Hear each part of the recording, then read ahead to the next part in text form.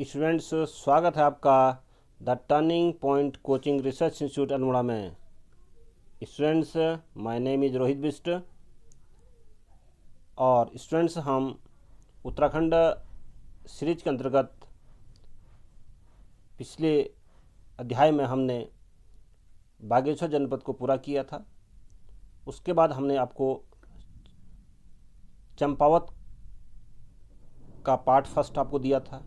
Students, आज चंपावत का हम सेकंड पार्ट का अध्ययन करने जा रहे हैं। तो स्टूडेंट्स, चंपावत जनपद के अंतर्गत आज हम चंपावत के दर्शनीय स्थलों को देखेंगे।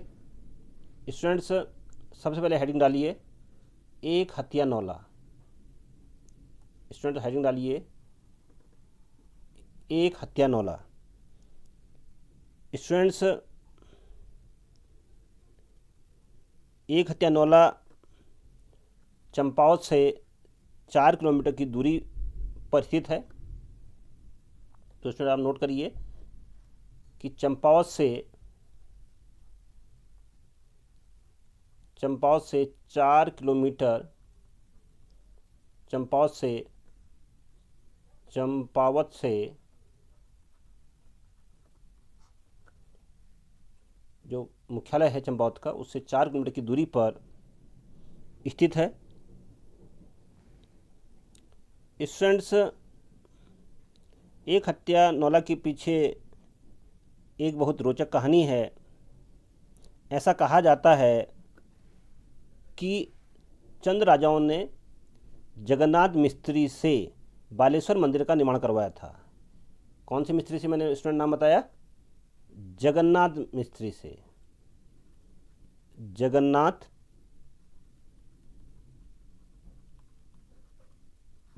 मिस्त्री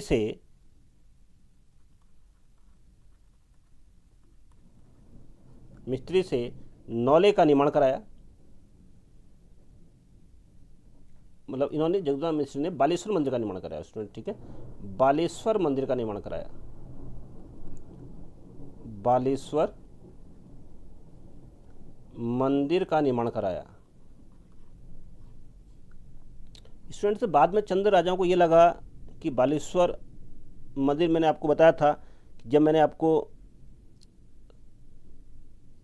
सप्तेश्वर मंदिर बताए थे, तो उसमें से मैंने आपको बताया कि बालेश्वर का जो मंदिर है सबसे प्रमुख मंदिरों में से एक है।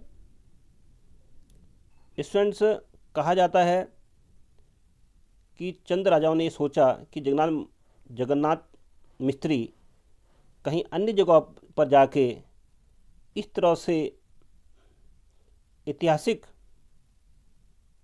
भव्य स्मारक का निर्माण न कर दे, इसलिए चंद राजाओं ने जगन्नाथ मिस्त्री के दाहिने हाथ को कटवा दिया।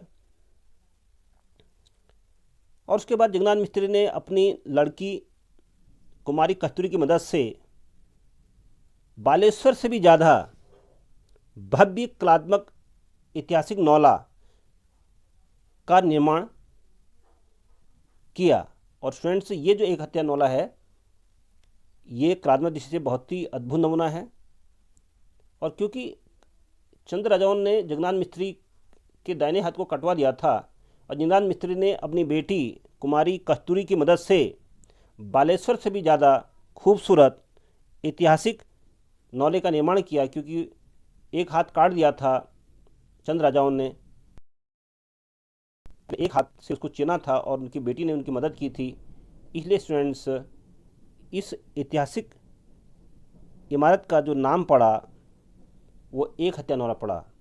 तो आपसे स्टूडेंट परीक्षा में पूछा जा सकता है और बहुत ही इंपॉर्टेंट, कई बार पहले भी पूछा जा चुका है कि एक हत्या नौला कहाँ थी। नौला स्टूडेंट आप जानते हैं पानी के कुंड होते हैं।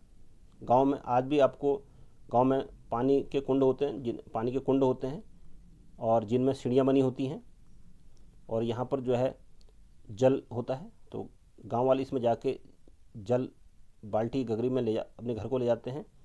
तो इसी को कुमाऊं नौला कहा जाता है।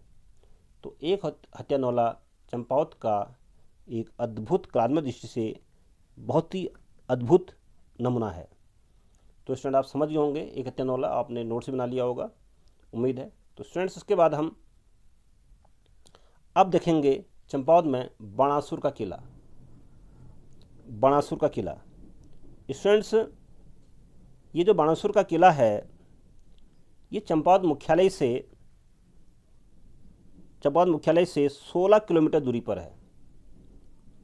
16 किलोमीटर, चंपावत मुख्यालय से 16 किलोमीटर की दूरी पर है और लोहाघाट से 4 किलोमीटर की दूरी पर एक पहाड़ी के शिखर पर ही है। और माना जाता है स्टूडेंट्स इसको एक राक्षस बाणासुर ने इसको बनाया था। स्टूडेंट्स जब आप बाणासुर किले को देखने जाते हैं तो आपको सीढ़ियों से वहाँ जाना पड़ता है क्योंकि एक पहाड़ी पर ये है। और स्टूडेंट्स बाणासुर शिव का एक अनन्य भक्त था। स्टूडेंट्स बाणासुर के बारे में कहा जाता है, राक्षस के बारे में कहा जाता है कि ये शिव का महान भक्त था। शिव का महान भक्त था। शिव का महान भक्त था। शिव का महान भक्त था। और फ्रेंड्स चंपावत के दर्शनीय स्थलों में बाणासुर का किला एक अद्भुत, कलात्मक दृष्टि से एक अद्भुत नमूना है। तो स्टूडेंट्स अपने बाणासुर का किला नोट कर लिया होगा।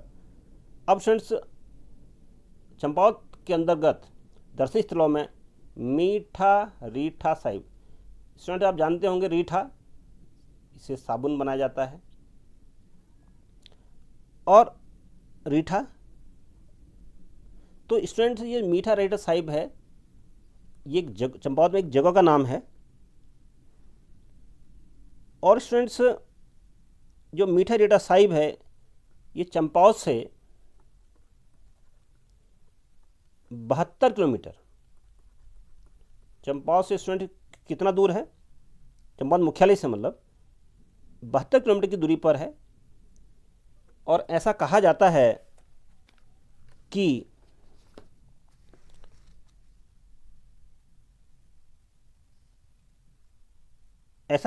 है कि गुरु नानक देव ने ऐसी मान्यता है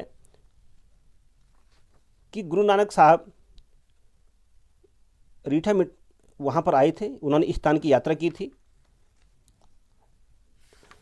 उन्होंने इस स्थान की यात्रा की थी और उनके साथ उनके शिष्य भी आए थे।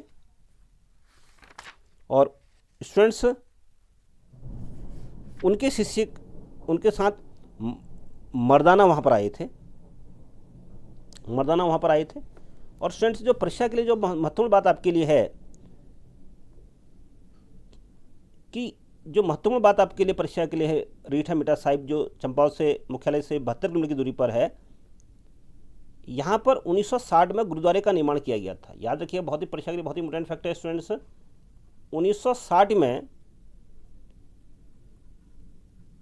गुरुद्वारे का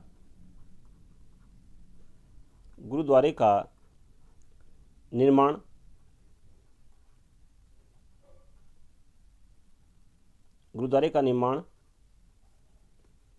किया गया।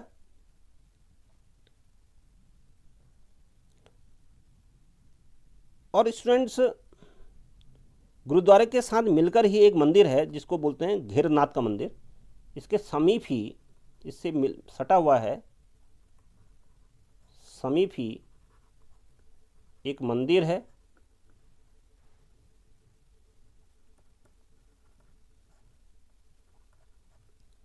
और उसको बोलते हैं नागपंथ के घेरनाथ का मंदिर इसको बोला जाता है।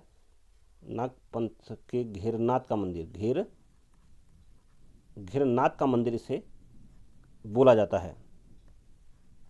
तो उम्मीद है स्टूडेंट्स आपने रीठा मीठा साहिब नोट कर लिया होगा। तो महत्वपूर्ण बात है कि चंपावत मुख्यालय से 72 किलोमीटर दूरी पर है। मान्यता है कि गुरु नानक ने इस स्थान की यात्रा की थी। और स्टूडेंट्स जो ये गुरु नानक जो जगह है, जो गुरु नानक जो गुरुद्वारा है, ये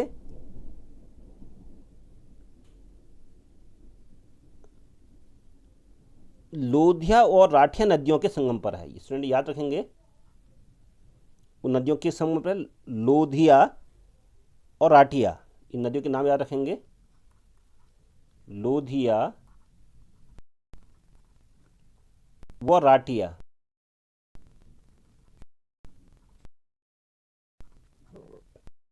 लोधिया व राठिया, राठिया संगम में कौन सा मंदिर स्टूडेंट स्थापित है? गुरुद्वारा स्थापित है। लोधिया और राठिया के संगम पर गुरुद्वारा बसा हुआ है। पूछा जाता है कि चंपारण में गुरुद्वारा किन नदियों के संगम पर स्थित है? लोधिया और राठिया पर गुरुद्वारा स्थित है।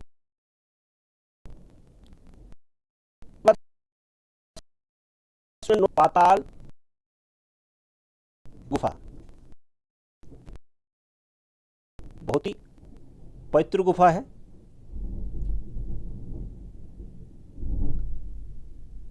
और यह गुफा जो है स्टूडेंट्स चंपावत के बारसी गांव में स्थित है। चंपावत के कौन से गांव में स्टूडेंट स्थित है? ये बारसी गांव में स्थित है। बारसी गांव में स्थित है। बारसी गांव में स्थित है। और स्टूडेंट्स इस पाताल रुद्रेश्वर गुफा की खोज 1993 में हुई थी। पाताल रुद्रेश्वर गुफा की खोज 1993 में हुई थी। और स्टूडेंट्स पाताल रुद्रेश्वर गुफा के बारे में एक रोचक बात सामने आती है कि कहा जाता है कि 14 वर्षीय बालक के सपने में माँ दुर्गा के दर्शन हुए थे।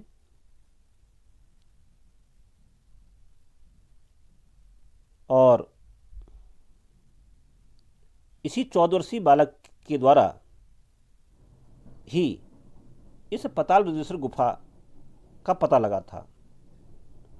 तो पाताल रुद्रेश्वर गुफा कहाँ स्थित है? परीक्षा के लिए बहुत ही इंपॉर्टेंट है। और इसकी खोज कब हुई थी? स्टूडेंट्स इस डेट को आप जरूर याद रखिएगा, सन को याद जरूर रखिएगा। 1993 में इसकी खोज हुई थी। अब स्टूडेंट्स हमारा अगला टॉपिक है मायावती आश्रम। हमारा महत्वपूर्ण स्टूडेंट्स यह स्थान लोहाघाट से 9 किलोमीटर दूर हरे भरे जंगलों के बीच बसा है।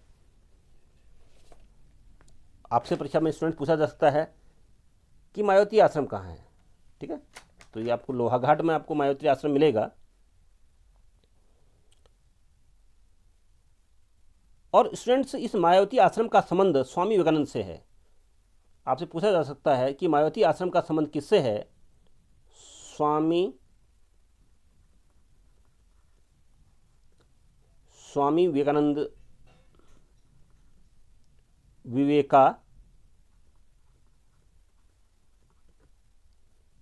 नंद से है। स्वामी विवेकानंद से है। ये बहुत ही महत्वपूर्ण फैक्ट है स्टूडेंट्स। और स्टूडेंट्स ये जो मायावती आश्रम है ये रामकृष्ण मिशन की एक शाखा है। एक्चुअली इसका जो मुख्यालय है वो कलकत्ता में है। तो ये मायावती आश्रम रामकृष्ण मिशन की एक शाखा है। राम कृष्ण मिशन की एक शाखा है। एक शाखा स्टूडेंट्स। तो स्टूडेंट आपने पॉइंट नोट कर लिया होगा, बहुत ही इंपॉर्टेंट है परीक्षा की दृष्टि से कि मायावती आश्रम का संबंध किससे है। तो हो सकता है वहाँ पर 4 महापुरुषों के नाम दिए हों, तो उसमें से आपको स्वामी विवेकानंद ऑप्शन पर जाना होगा।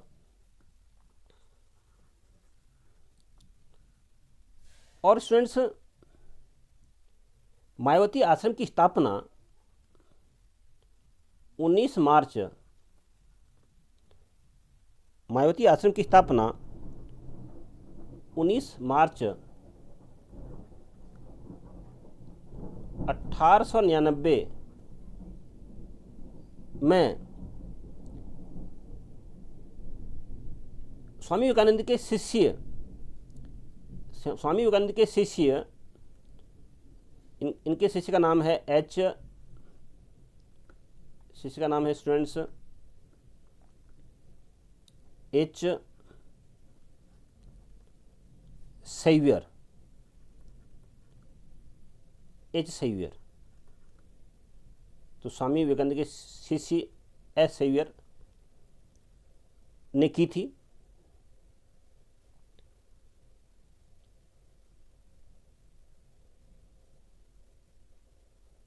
और स्टूडेंट्स जब एच सेवियर की पत्नी का निधन हुआ तो स्वामी विवेकानंद उनसे मिलने के लिए यहाँ आए थे। तो स्टूडेंट्स आपको सन डालना कि स्वामी विवेकानंद जी मायावती आश्रम कब आए थे, तो वो तारीख परीक्षा के लिए बहुत इंपॉर्टेंट है, तो आप इस तारीख को नोट कर लेंगे, परीक्षा की दृष्टि से महत्वपूर्ण है।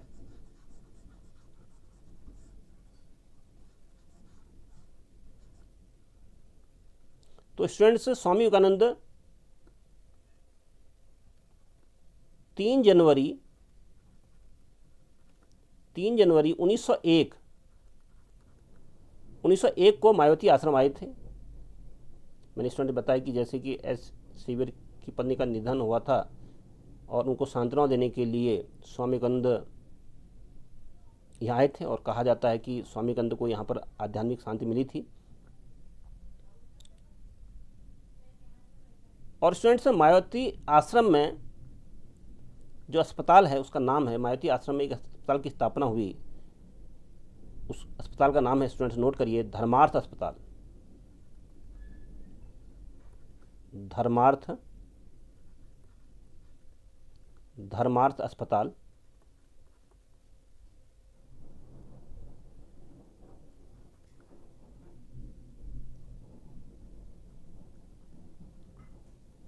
धर्मार्थ अस्पताल, इसकी स्थापना स्टूडेंट, इस हॉस्पिटल की स्थापना हुई थी 1903 में। कब हुई थी?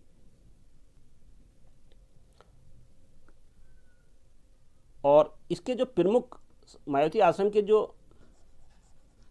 पहले प्रमुख बने, जो इसके संचालक बने, कभी मायावती आश्रम के प्रथम संचालक का नाम पूछा जा सकता है आपसे, तो मायावती आश्रम के जो प्रथम मुख्य स्वामी बने, मतलब एक स्वामी वो बने, स्वरूपानंद जी बने। स्वामी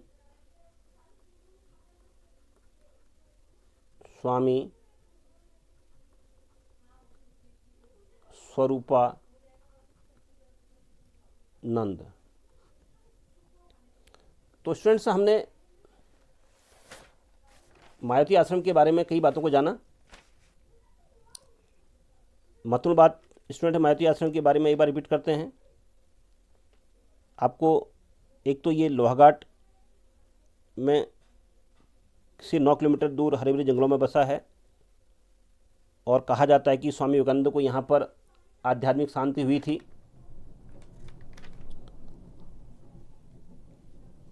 और इसकी स्टूडेंट्स मैंने जो स्थापना आपको बताई, स्वामी विवेकानंद 3 जनवरी 1901 को मायावती आश्रम आए थे।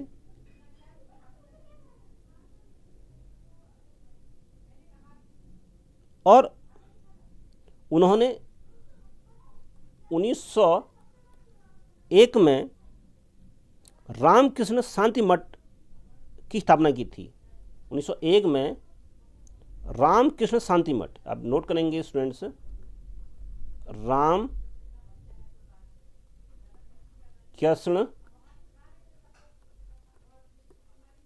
शांति मठ की स्थापना उन्होंने की थी।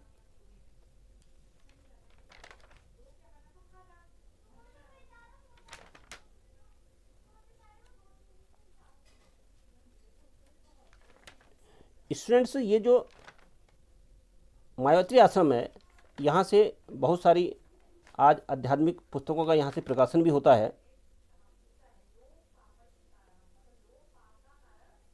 और स्टूडेंट्स आप जानते हैं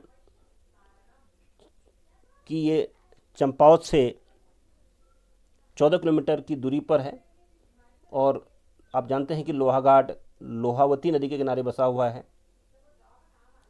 जब अंग्रेज ने यहाँ पर शासन किया तो उस समय यहाँ पर चाय की खेती और फलों की खेती लोहाघाट में की गई थी।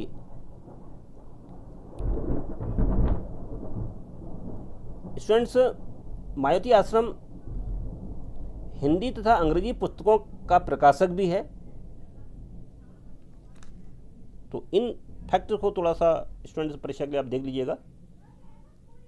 तो नेक्स्ट टॉपिक पर हम जा रहे हैं। स्टूडेंट्स, आप हम जिस चंपावत के दर्शनीय स्थलों में देवीधुरा का अध्ययन करने जा रहे हैं, तो स्टूडेंट्स कुमाऊं का ये बहुत ही प्रसिद्ध स्थल बाराही धाम,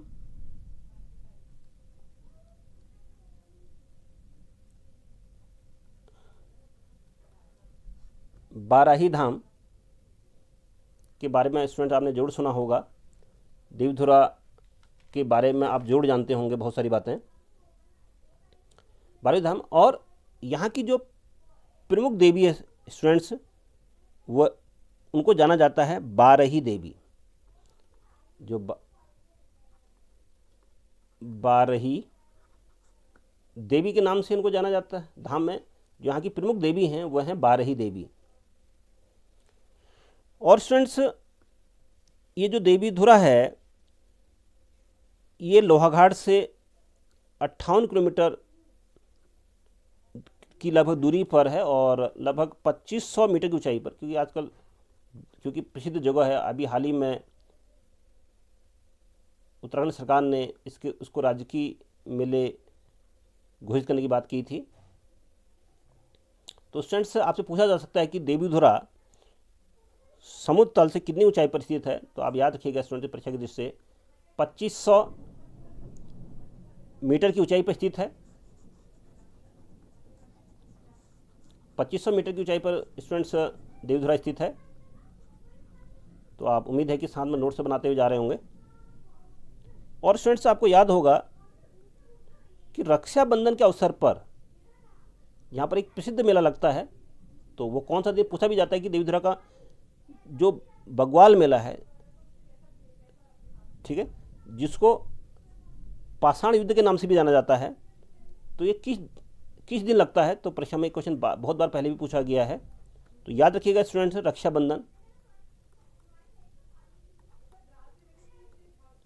रक्षाबंधन के अवसर पर, और ये रक्षाबंधन के अवसर पर, और ये लगता है स्टूडेंट श्रावणी पूर्णिमा के दिन। ये मेला जो लगता है, यदि हम हिंदू पंचांग देखें तो श्रावणी पूर्णिमा के दिन, श्रावणी पूर्णिमा के दिन ये स्टूडेंट्स ये मेला लगता है। आषाढ़ कौतिक लगता है। आषाढ़ कौतिक लगता है, जिसे बग्वाल भी कहते हैं। ऐसे को लगता है कौन सा, इसको बोला जाता है आषाढ़ कौतिक। इस कौतिक में मेला ही होता है स्टूडेंट्स। कहते हैं ना कि कौतिक जा रहे हैं, तो आषाढ़ी कौतिक इसे कहा जाता है स्टूडेंट। आषाढ़ी कौतिक इसे कहा जाता है।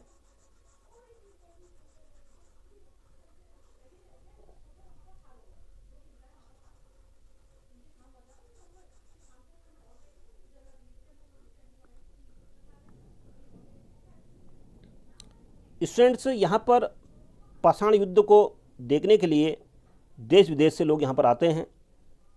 और स्टूडेंट्स,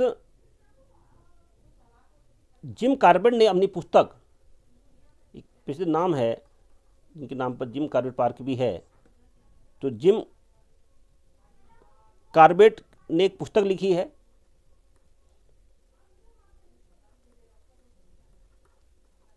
जिम कार्बेट ने एक पुस्तक लिखी है और पुस्तक का नाम है मैन ईटर ऑफ कुमाऊं। उस पुस्तक का नाम है मैन ईटर। बहुत ही फेमस पुस्तक है स्टूडेंट्स। ये परीक्षा की दृष्टि से बहुत ही इंपॉर्टेंट है। इसको आप जरूर याद रखिएगा कि मैन ईटर ऑफ कुमाऊं के लेखक कौन है। ये बहुत ही फेमस पुस्तक है। मैन ईटर ऑफ कुमाऊं में इन्होंने इस पाषाण युद्ध का वर्णन किया है। इस पाषाण युद्ध का वर्णन किया जाता है।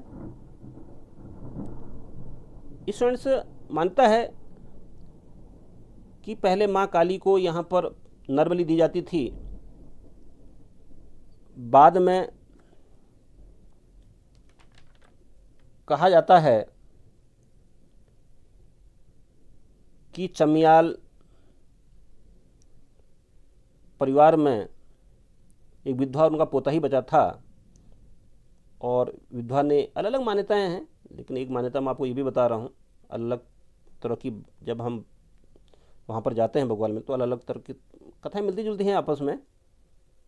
लेकिन कहा जाता है कि उनका एक ही पोता था विधवा महिला का, तो उन्होंने माँ बारही की आराधना करी और उन्होंने उनसे कहा कि यदि आप एक इंसान के बराबर खून यदि मंदिर में चढ़ा दें तो नर बलि को रोका जा सकता है।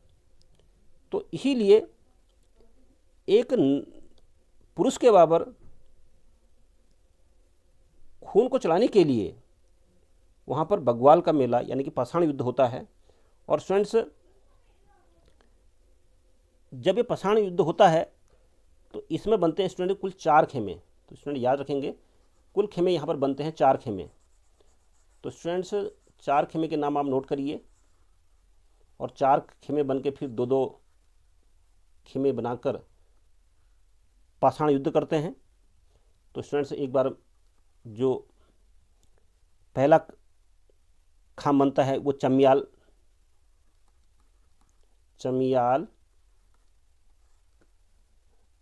खाम।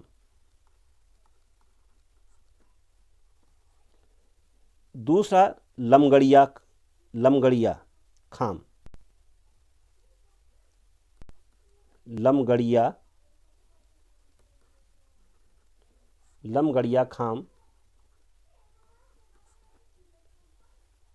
तीसरा स्टूडेंट्स खाम बनता है गहड़वाल खाम,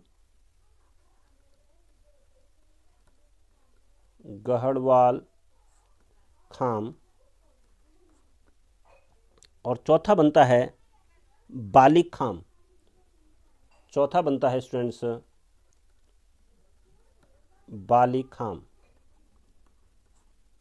स्टूडेंट्स किसी एक खाम के एक व्यक्ति को प्रतिवर्ष से बलि देने की जो परंपरा रही है, पाषाण युद्ध में एक व्यक्ति के बराबर रक्त को निकालने के लिए यह पाषाण युद्ध खेला जाता है ताकि एक व्यक्ति के बराबर रक्त बह जाए।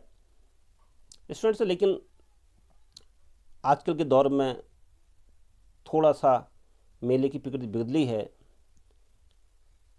क्योंकि घायलों की संख्या होने में जब भी पाषाण युद्ध होता है तो अपने को बचाने के लिए रिंगाल का भी वो लोग प्रयोग करते हैं अपने को बचाने के लिए, लेकिन फिर भी बहुत से लोगों को भारी मात्रा में चोटें आती हैं। तो इसी को ध्यान में रखते हुए प्रशासन और वहाँ की जो समिति है, मंदिर समिति के संयुक्त प्रयासों से अब वहाँ पर थोड़ा टमाटर या फूलों से बग्वाल खेला जाता है, जो कि एक बहुत अच्छी पहल है। तो स्टूडेंट्स आप इन सभी फैक्टों को, देवी धुरा के सभी फैक्टों को आप नोट जरूर करेंगे। और स्टूडेंट्स एक बात याद रखिए यहाँ के देवी धुरा के लिए कि जो स्थान था ये गुहा काली की उपासना का केंद्र था। गुहा काली का स्टूडेंट याद रखिएगा, गुहा काली की उपासना का केंद्र था। ये जो बाराही जो स्थान है देवधुरा का, ये गुहा काली की उपासना का केंद्र भी था। इस बात को आप जरूर याद रखिएगा। उसके बाद हम स्टूडेंट्स अपने अगले टॉपिक पर पढ़ते हैं, mount Abbott church. Mount Abbott church, तो स्टूडेंट्स ये भी चंपावत में ही है, माउंट एबॉट चर्च। तो स्टूडेंट्स इसके बारे में बस आप इतना याद रखिए कि माउंट एबॉट चर्च चंपावत में है।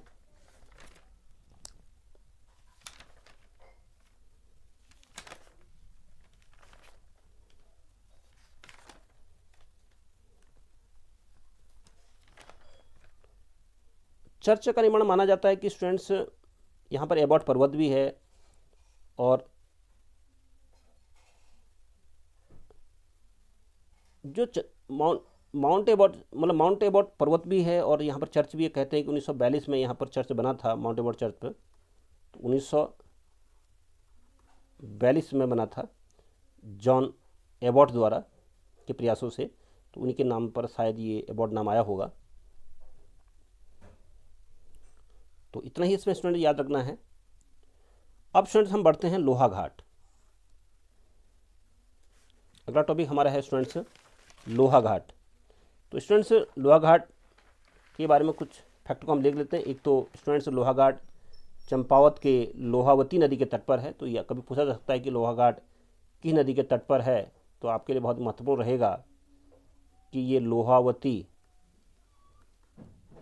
नदी के तट पर है। स्टूडेंट्स पुराणों में भी लोहा घाट का जिक्र मिलता है और पुराणों में लोहा घाट का नाम, इसका नाम मिलता है लोहारगल। इसका नाम मिलता है लोहारगल। लोहारगल पुराणों में भी स्टूडेंट्स का नाम मिलता है लोहारगल।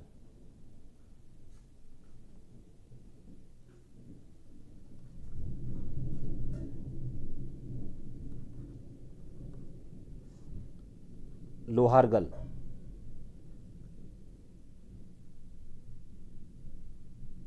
और स्टूडेंट्स जब कत्यूरी राजा यहाँ पर राज करते थे, कत्यूरियों के बाद यहाँ पर चंदों ने शासन किया और चंदों के बाद गोरखों ने शासन किया और गोरखों के बाद अंग्रेजों ने शासन किया। और कत्यूरी राज के समय लोहाघाट को, कत्यूरी शासनकाल के समय लोहाघाट को सुई के नाम से भी जाना जाता है। ऐसा भी उड़ान आता है, ऐसे भी साक्ष्य मिलते हैं कि लोहाघाट को कत्यूरी राज के समय सुई के नाम से जाना जाता था। और स्टूडेंट अभी मैंने जो बताया था कि जो बाणासुर का जो किला है, जो एक दैत्य राक्षस था और उसको मारकोड भी कहा जाता है, स्थानीय लोग वहाँ पर उसको मारकोड के नाम से भी जाना जाते हैं, और वो महान शिव भक्त था। तो बाणासुर का जो किला स्टूडेंट्स वो स्थित है, वो कहाँ स्थित है? चंपावत में स्थित है स्टूडेंट्स। और स्टूडेंट्स यहाँ पर कुछ और फैक्ट देख लेते हैं लोहाघाट के बारे में।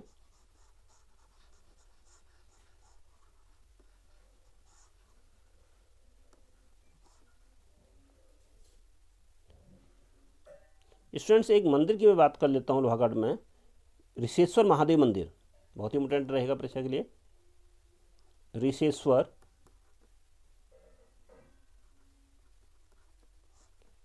ऋषेश्वर महादेव मंदिर,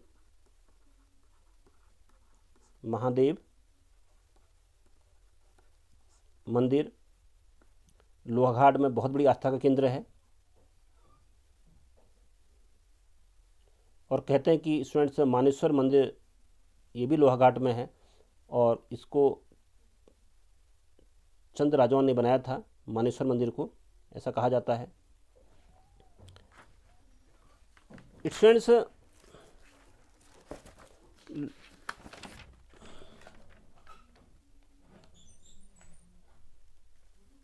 एक पॉइंट और नोट करेंगे कि अंग्रेजों ने यहाँ पर 1839 में छावनी का निर्माण किया। इस पॉइंट को नोट करेंगे। जब ब्रिटिश राज शुरू हुआ था कुमाऊं क्षेत्र में, तो अंग्रेजों ने यहाँ पर छावनी बनाई थी 18। तो कभी आ सकता है कि चंपावत में अंग्रेजों ने पहली बार छावनी कब बनाई, तो उस फैक्ट को भी आप नोट कर लेंगे स्टूडेंट्स। 1839 में यहाँ पर अंग्रेजों ने छावनी का निर्माण किया।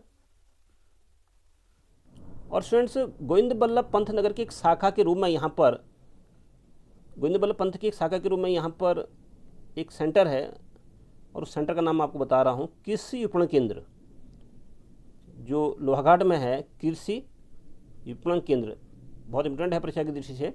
कृषि विपणन, विपणन का मतलब होता है स्टूडेंट मार्केटिंग।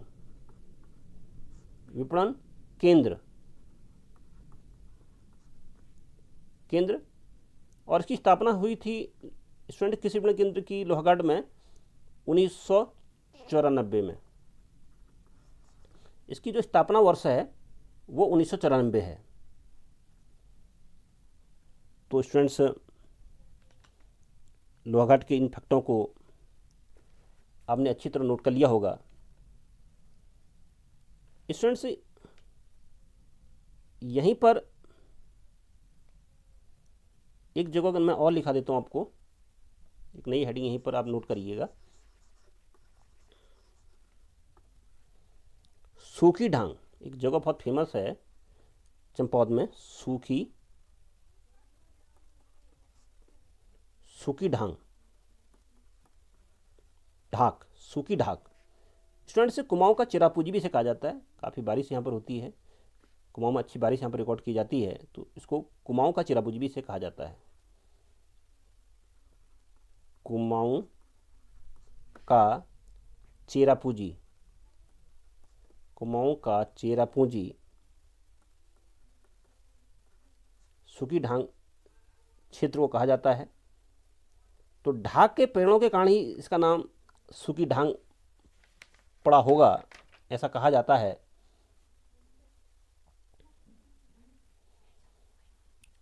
और स्टूडेंट्स, सूखी ढांग क्षेत्र आज अचार के लिए बहुत प्रसिद्ध है। सूखी ढांग क्षेत्र वर्तमान में अचार, सूखी ढांग का जो अचार आता है स्टूडेंट बहुत फेमस है। आपने सुना होगा सूखी ढांग अचार के बारे में। उसके बाद स्टूडेंट्स अगला टॉपिक हमारा है टनकपुर। तो स्टूडेंट्स, अब हम चंपावत सीरीज के अंतर्गत में हम जो दर्शनीय स्थल जो का अध्ययन कर रहे हैं उसमें टनकपुर है। और टनकपुर को स्टूडेंट्स, टनकपुर का जो प्राचीन नाम आता है, कभी पूछ सकता है कि टनकपुर को प्राचीन नाम से किस नाम से जाना जाता था, या प्राचीन नाम इसका है ग्राष्टीगंज। तो स्टूडेंट नोट करिए, ग्राष्टीगंज,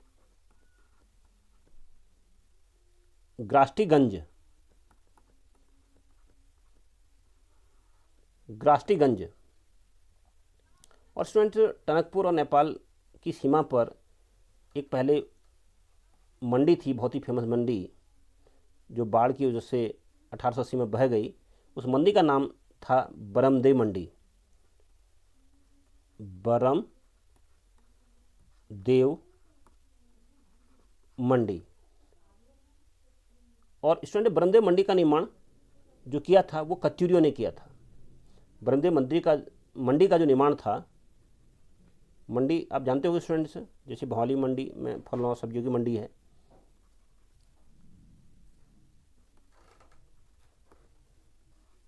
तो बरमदेव मंडी का निर्माण कत्यूरियों ने किया था, और 1880 में शारदा में नदी में बाढ़ आने की वजह से बरमदेव मंडी बह गई। और स्टूडेंट्स, टनकपुर को पूर्णागिरि, अभी अब मैं जब आपको मंदिर श्रृंखला पढ़ाऊंगा चंपावत के, जब पार्ट इसका अगला पार्ट आएगा तो मैं आपको चंपावत के समस्त मंदिरों के बारे में विस्तार से बताऊंगा। तो वहाँ पर पूर्णागिरि मंदिर जो 108 शक्तिपीठों में एक है।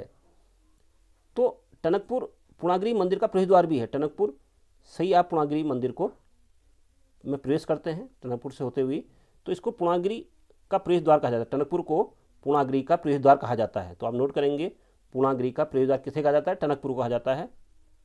तो